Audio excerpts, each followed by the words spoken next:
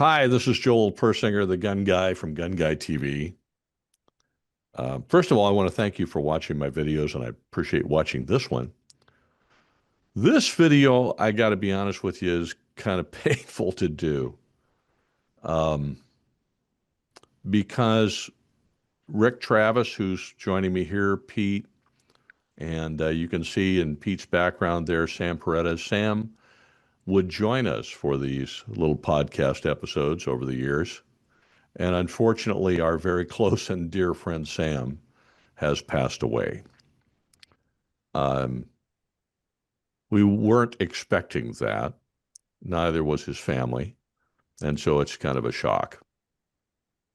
But we want to honor him because I'll just say for myself, Sam, he's been a great friend for a long time. He was one of the most generous, kindest, most patient, and graceful men I think I've ever had the privilege to know. Kind of get a little emotional talking about it. But I guess you're going to have to put up with that a little bit. If you're surprised that Sam has passed away, well, let this be the announcement of his passing. Um, we're, I think, very blessed to know that Sam was also one of the most faithful Christians you would ever meet. So we know where he is. But nevertheless, that leaves a hole in our heart. We wanted to talk about Sam, honor Sam, perhaps tell some stories about Sam, some of which are very funny. I'm going to start by sharing two photos that I've got of Sam, which I think are cool. One is the most recent um, interview that I did with Sam, which I don't know if it's coming up or not. We had so much fun doing this stupid interview. We laughed like crazy before we started. We laughed after we got done. And that was typical when doing things with Sam. He was just so much fun in that regard. And then the other one that I'll share real quick, and then I'll turn it over to these guys, is this picture because I had lunch with my son yesterday. When he and I had lunch, I let him know about Sam's passing, and honestly, Nick loved Sam dearly. And to Sam's credit, Sam thought the world of Nick. So this is such a great picture to Nick because it was time at SHOT Show together with Sam. So I'll just share those two, and then I'll turn it over to you guys to talk about Sam and share anything you like. Well, Pete's being quiet, so he's obviously deferring to me first. Sam and I known each other for close to 25 years, and last 15 did a lot of work in the Capitol on a lot of different things. And um, first and foremost, Sam was my big brother. In fact, his moniker for me was every time he saw me, usually before he called me by my name, it was like, "Hey, come on over here, little brother." And it was very hard working in the Capitol this week while he was in the hospital fighting for his life because I didn't hear those words for the first time. Um, and that was a struggle. Sam and I had not just a love and a passion for the Second Amendment, but hunting and, um, talked all things about dogs and upland game and duck and deer hunting and shared you know, just like the four of us shared this time here, we shared some time with some other people that were in that neck of the woods, including my predecessor, Roy Griffith, who was very close with Sam. And we would go over to, Sam's house and Roy's house and sit around the fire. And one of my favorite memories was Roy built this, like everything Roy did, over engineered this mine shaft of a pizza oven, complete with like a little ore cart with wood in it underneath it. And I remember us going over there, and Roy would always say he was just making a little something something, and it would be this spread that could feed 50 people done for five guys. And the conversations, kind of going back to what you said, Joel, weren't what I think a lot of people would expect. Yeah, we talked, about some stuff going on in the Capitol and Second Amendment, but so much of it was about family and, God and nature and all the gifts we've been given. And I never walked away ever, ever from a conversation with Sam, even when we were in the thick of battle and stress beyond belief, where I didn't feel better for the time spent with him. And, you know, Sam Sam was very good at sitting down and hearing ideas out. And, you know, this year I was really proud when we got a bill across the line because Sam was completely supportive and said, go for it. Let's see if this idea works. It did. It might not have, but it did. And one of the things I think is a very big attribute of Sam is he was never a man that I saw competitiveness or jealousy ever be at the forefront. He was always that brother that was supportive and let's figure out a pathway. And I'm going to miss that because that's rare in life in general. But working in the Capitol, that that is something that I doubt I will ever see again in my lifetime.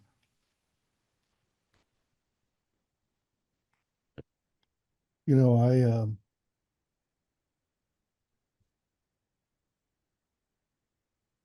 I didn't get the chance to spend with Sam as much as you guys did.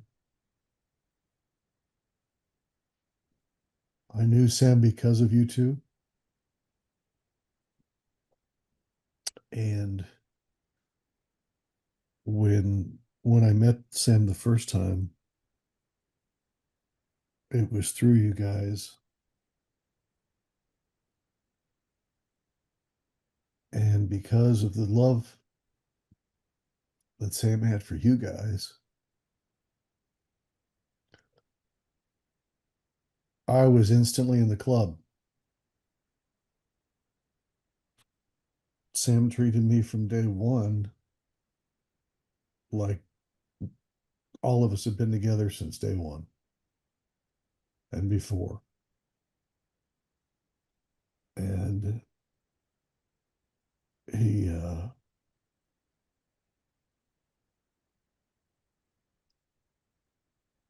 when we'd meet up at SHOT Show,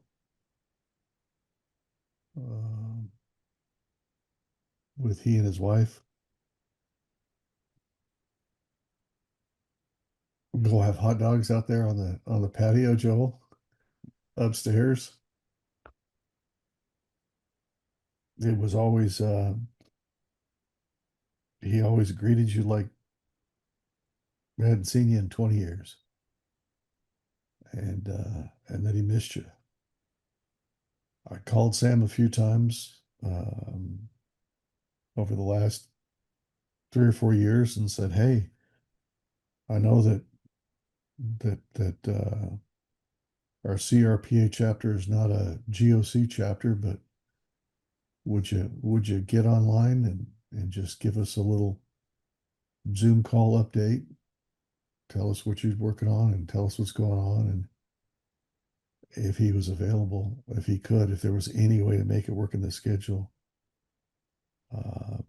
He did, and I think that speaks to Rick's comments about um, he wasn't competitive. It wasn't about GOC versus anybody. It was about those that love versus those that don't understand. And I think that he treated everybody on the other side as if they were perfectly capable, intelligent people that just didn't understand yet. They hadn't heard both sides of the story. Um, I decided earlier today to put this picture up as the background because it's Sam looking up.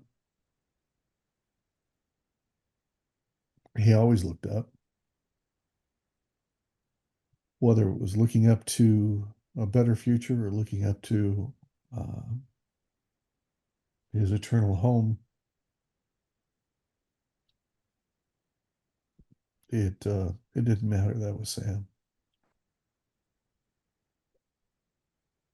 Generous as could be, and I don't mean necessarily financially. I mean with things that count, with his thoughts, his ideas, with compliments, with praise, with help. And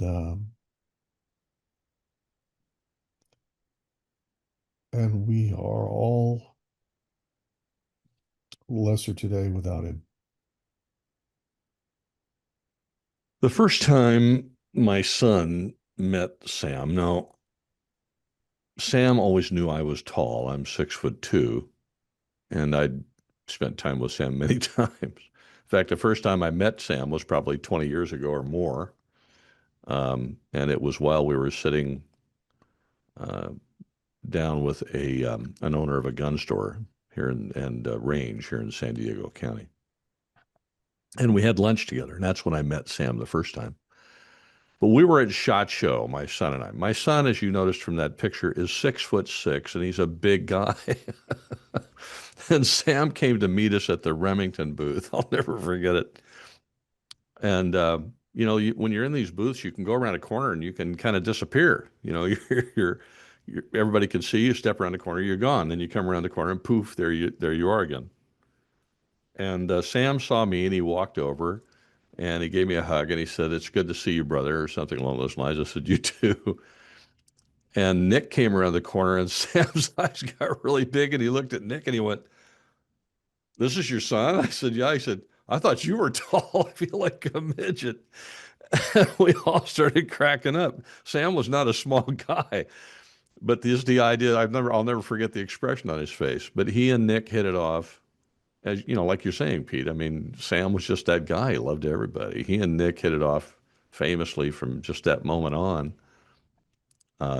to the point that Sam would ask me about Nick a lot. And always, whenever we were at an event where he was there and Gun Owners of California was there, he'd always want to make sure he saw him.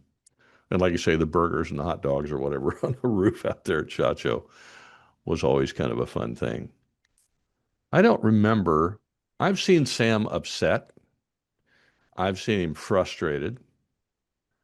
I've heard his frustration in conversations we've had. I've heard him express dismay and disgust with some of the things that people in the Capitol do. But I don't think I've ever seen Sam lose his temper and be red-faced angry.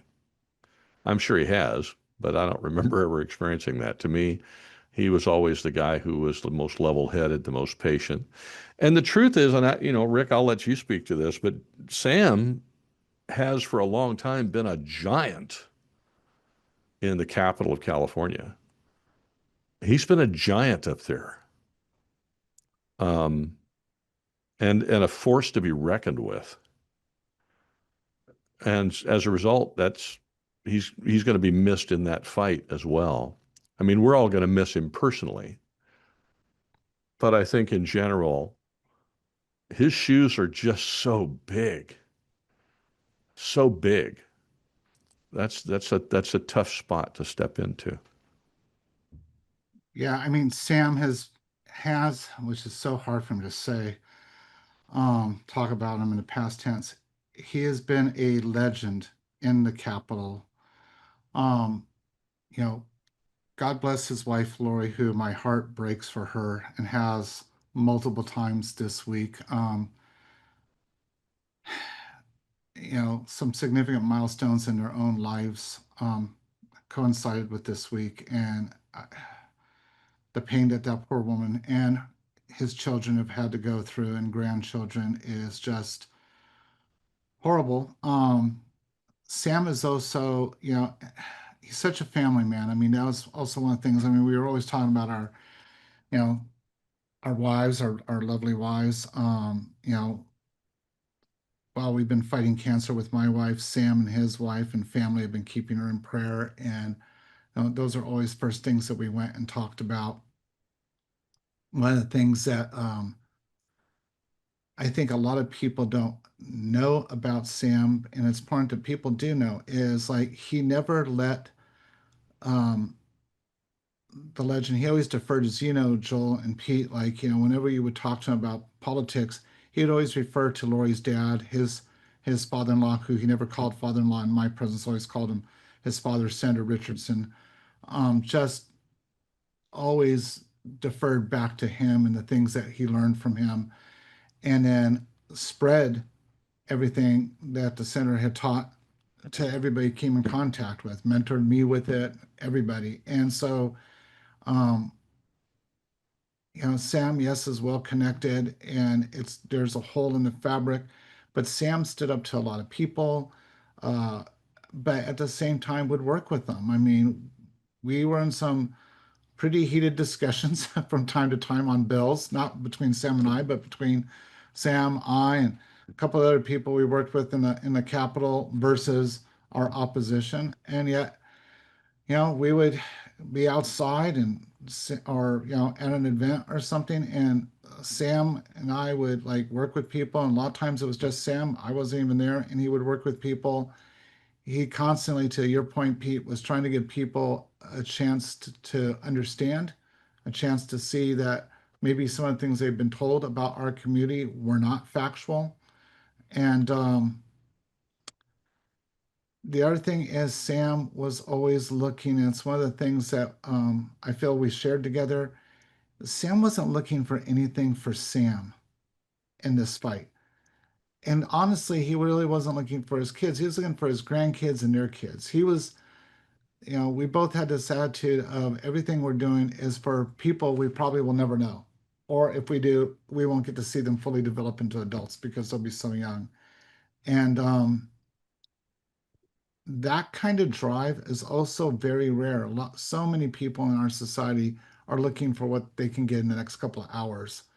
Some look to what they can do for their kids, but very few are looking 4 or 5 generations down the road.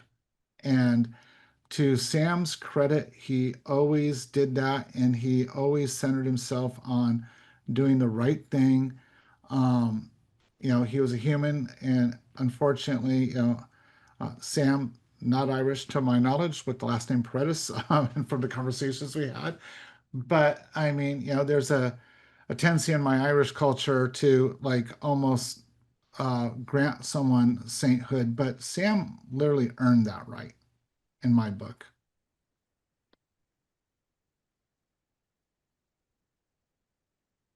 I um I will miss Sam terribly because I am not that patient. I am not nearly as full of grace as Sam is. We were about the same age, actually. I think he was a year older than me. That was it.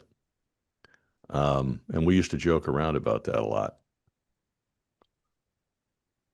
I was so stunned one day when he called me up to ask me for advice. And I said, wait, what? I'm always calling you, asking you for advice. And he said, yeah, I don't even remember what it was. I guess I was so stunned that he's calling me, asking me for advice about something.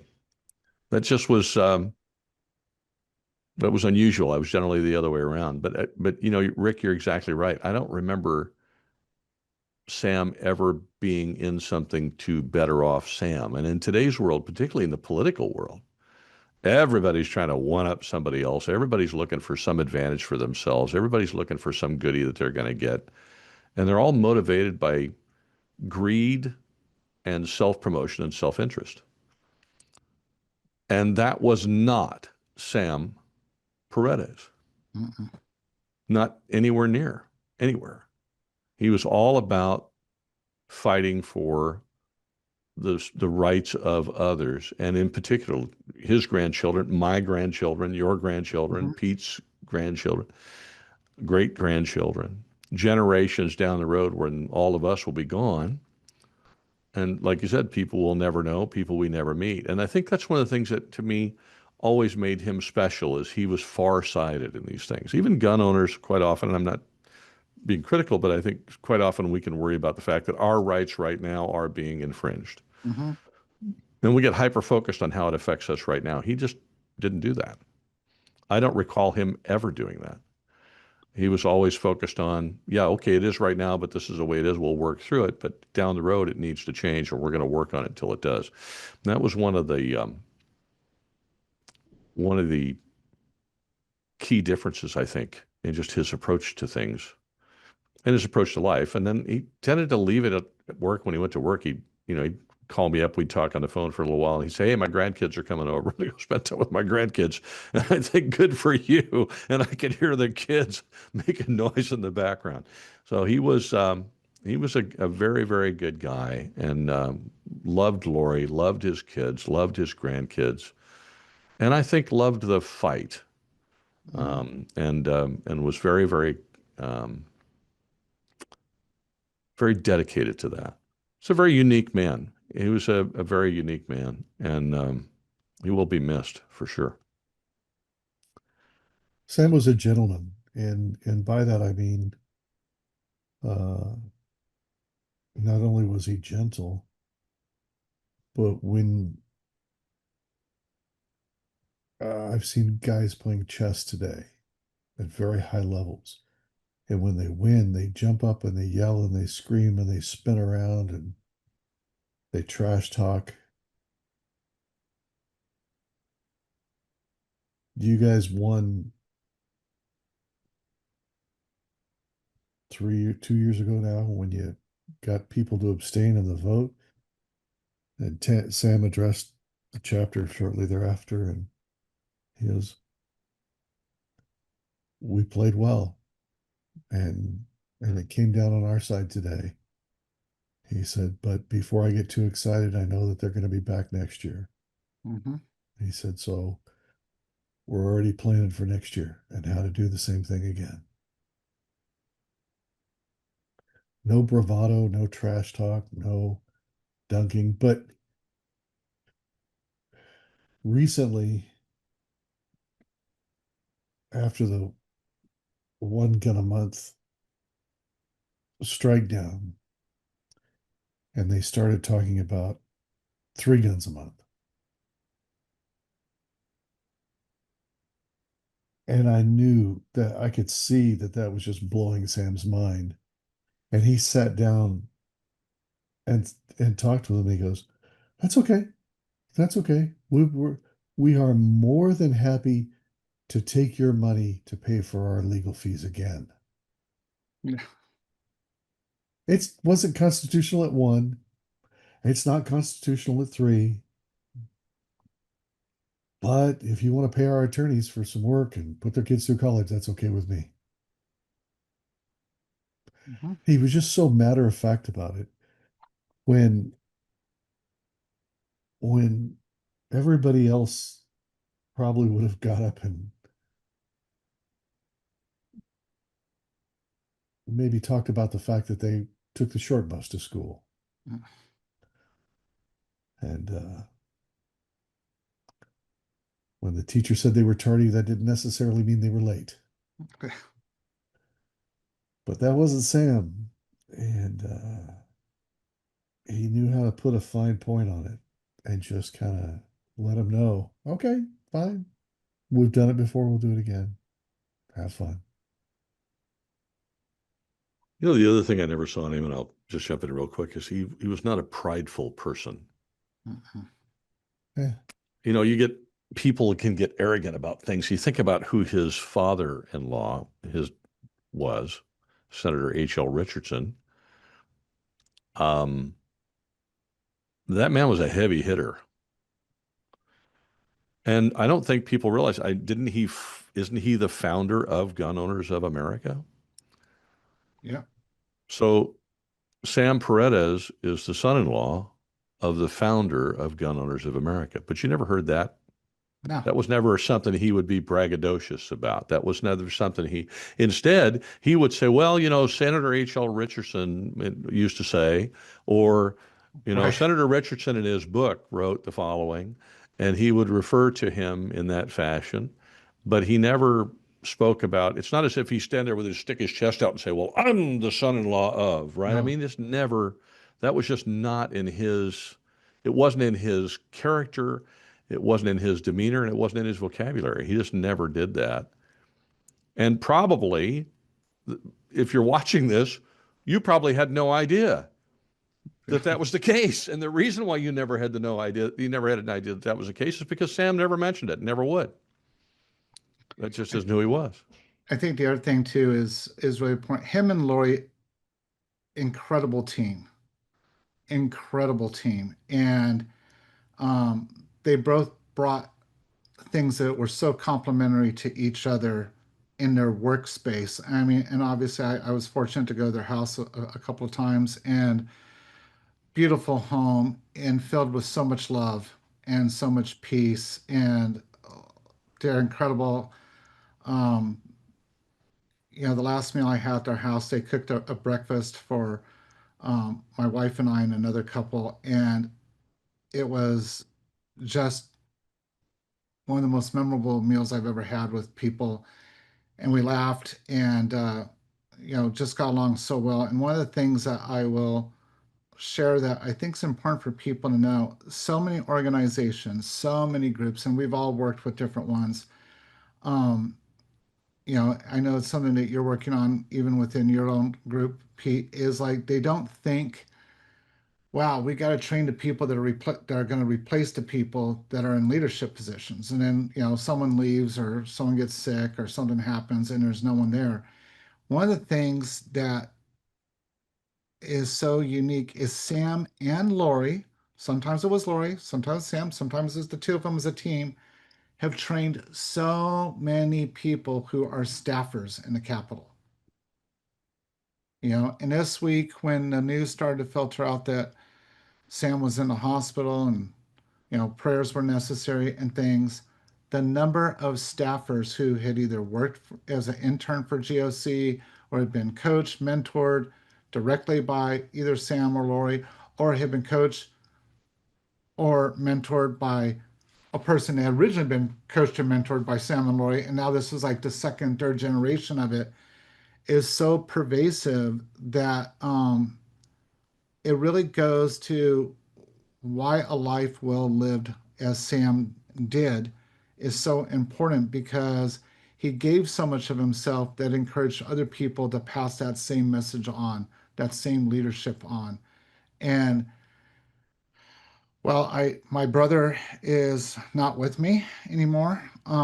He is with me. He's, as hard as this is to say, he's with me and so many other people everywhere we go, because we're all a part of the legacy of Sam. There's never going to be a bill that I'm going to fight moving forward that in my head, as I'm going through, I'm not going to be thinking, what would Sam be saying to me right about now before I launch this argument or I do this? Because a lot of times we kibitzed back and forth, and it was always done in a loving way. Um, we never were mean spirited. It was always with the kindness in heart, encouraged each other. Um, and I'm gonna miss sitting in the chambers, and I'll share. There were times that we would look at each other when somebody up on the dais would say something that we just found unbelievably um, out of place, and he'd just look at me, and initially he would say knuckleheads, but over the last couple of years he didn't even have to say knuckleheads. He'd just give me a look and I'd be like, yeah, I know. Yeah, because I knew it was the knucklehead look. And that's part of Sam's humor. Sam had a sense of humor that permeated the room. I mean, he could come off with some of the most oddball things. And I remember, thinking back to our podcast and bringing it back to this. I mean, Joel, I think if you go through your footage, I would argue there's at least a dozen times where, in the middle of something you guys were saying, Sam would put his hat on and wear it like that, just to be funny, and see if any of us caught it. And so, that is a side too that I think people don't realize, in that Sam's wishes would be for people to fill those shoes, not to run from them. It would be to carry on the fight, carry it on with dignity, with honor, with respect, and with humor. Well, because there were many times where we walked out of a room in the Capitol, and the Capitol can be a very tense place. I'm sure everybody watching this can figure that out. Doesn't take rocket science. And before we would get past security, although sometimes he used security as a point of humor, but before we could get past them, you know, he would have us starting to laugh a little bit. Um, and I will share one of the last great battles we had was myself and Sam and a couple other people were with us, and we were trying to figure out if this bill was going to get heard, and everybody in the room's like, no, the author's not going to be here for a while, and so these other two bills weren't going to happen till like 3 o'clock. And so we looked at each other and said, okay, if we're going to eat anything so we don't pass out, we better go now. So we ran now. We ordered this food. I'm not kidding. The server is just saying it down when an ally like text Sam and I and went, they just moved the entire schedule around and your bill is up in like less than 2 minutes. And Sam and I are not track athletes at our age, but we ran all the way back from K Street across, blitzed through security, gone to the room, and literally they were just finishing the testimony. And there's Sam and I, sweaty as two guys could ever be, sliding in to testify. And we started to laugh as we're doing it. And they're like, the dais can be a nasty place to be, but the head of public safety actually said, "You guys need to catch your breath." We were like, "Give us just a second." And um, what could have been a very tense, heated thing, we testified, we said things that people on the dais didn't like and didn't agree with, but it was done professionally. And I thought about that when I was watching somebody else run this week to try to get to a testimony. I'm like, that's something Sam and I've done more than once, and unfortunately, I won't have them to do with again. But I think every time I run in to try to get in to testify, there's going to be a piece of Sam with me until the day I step away from the job. I in talking about Sam's political pedigree, if you will, um, I I grew up knowing all about not Senator H.L. Richardson. I knew all about Senator Bill Richardson because that's the way he campaigned. And it wasn't until Sam said that two or three times and I looked it up to see who it was. I went, oh, I remember him. I know exactly who that was. But with Sam's pedigree and connections and Lori's as well, Sam could have Sam could have made himself quite the lifestyle. He could have easily made into the seven figures with just who he knew and who he could have worked for. And I don't mean he'd have to sell his soul to do it. There were a lot of companies out there that are on the right side that would have paid dearly to have Sam available. But he didn't. He followed his heart, not his wallet. And he did what he thought he could have the greatest impact at doing.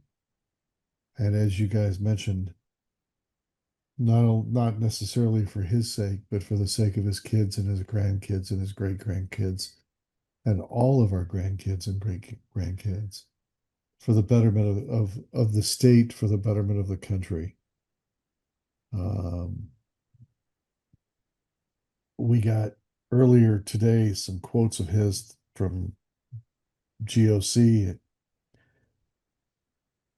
And in one, he says, "If you can see life through my eyes, I see a bright, shining light.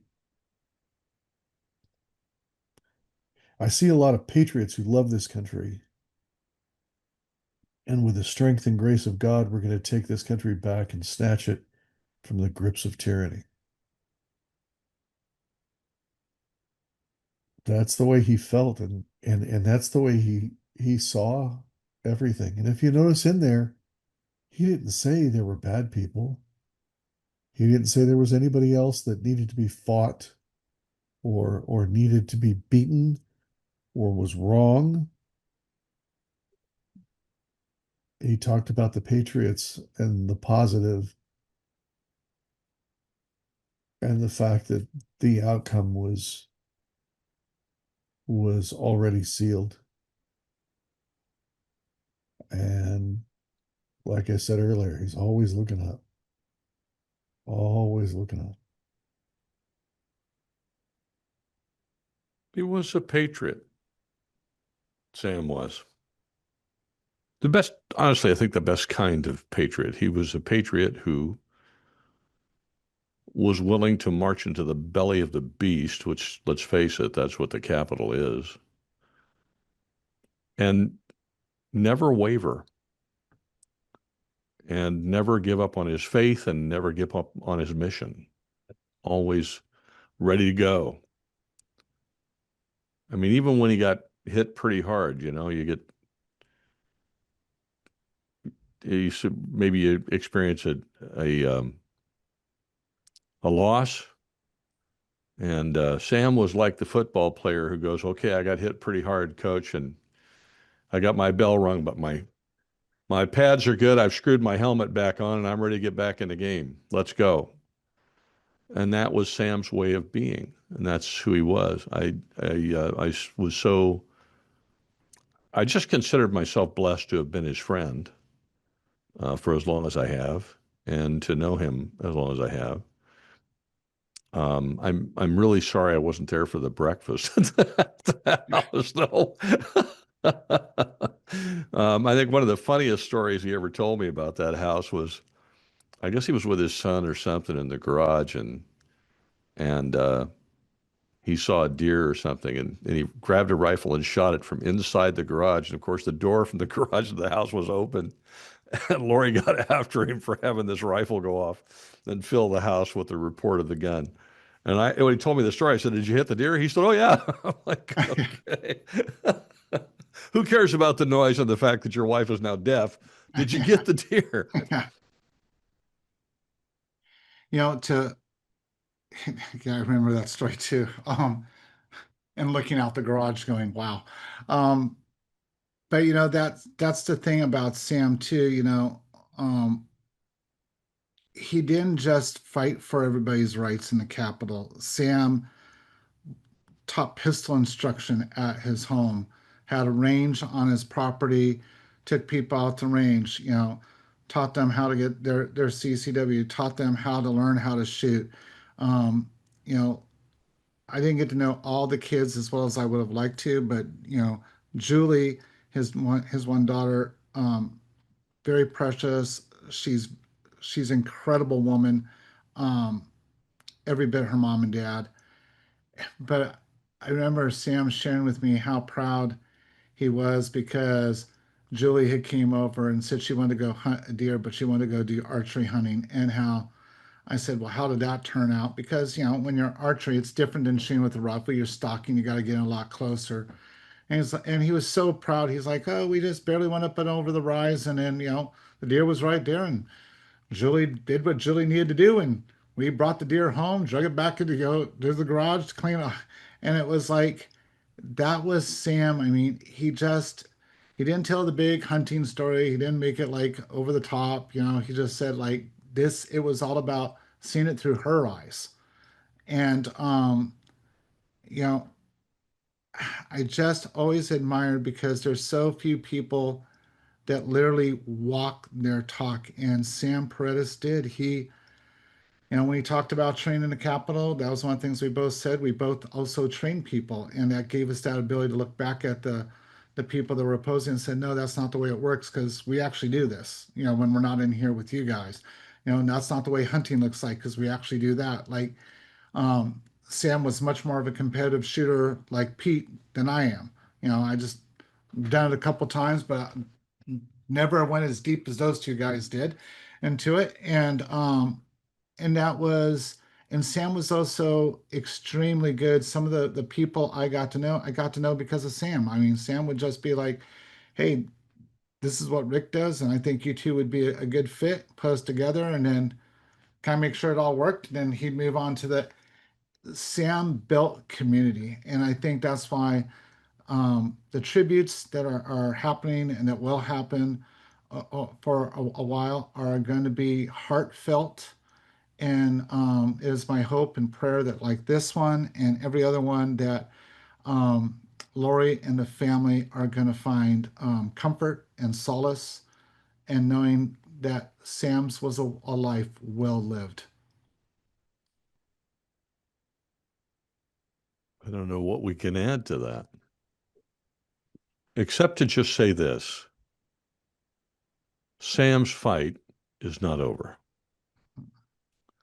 Sam is done fighting it, doing his part, but you may rest assured that the rest of us will pick up the ball.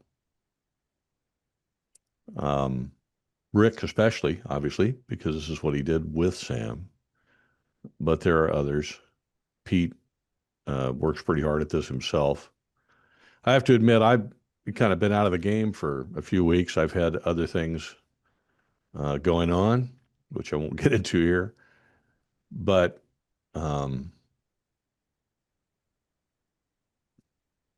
this was hard news. And like I told Rick, whatever Lori needs, whatever GOAC needs, whatever I can do, I'm down. I'm there. It doesn't matter what part of the state it is. It doesn't matter when it is. I will make the time and I will be there. And one thing I think I can do, Rick and I were talking about, is I can get back in the game with GunGuyTV and I can start helping again with that. I kind of got busy with other things, but now's not the time to now's the time to remember Sam, those of us that knew him.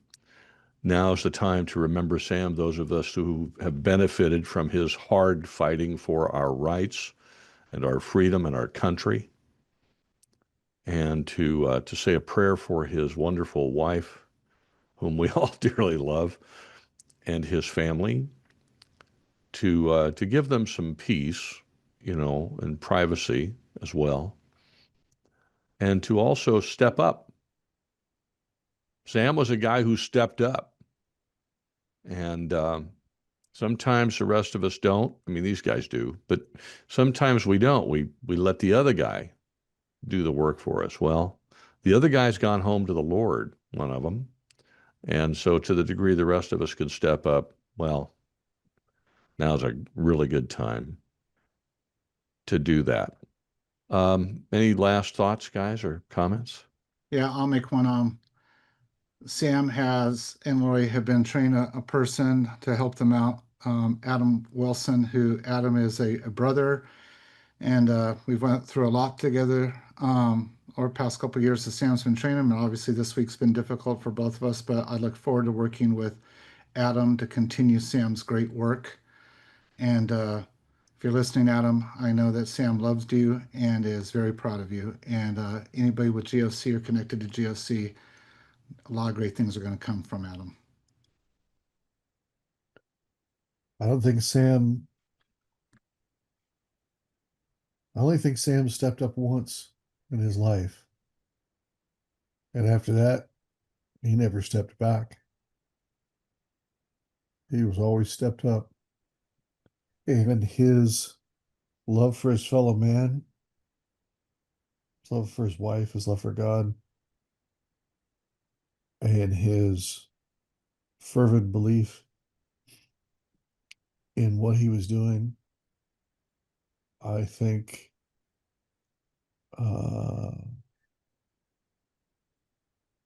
will be his legacy in this community, at least. And I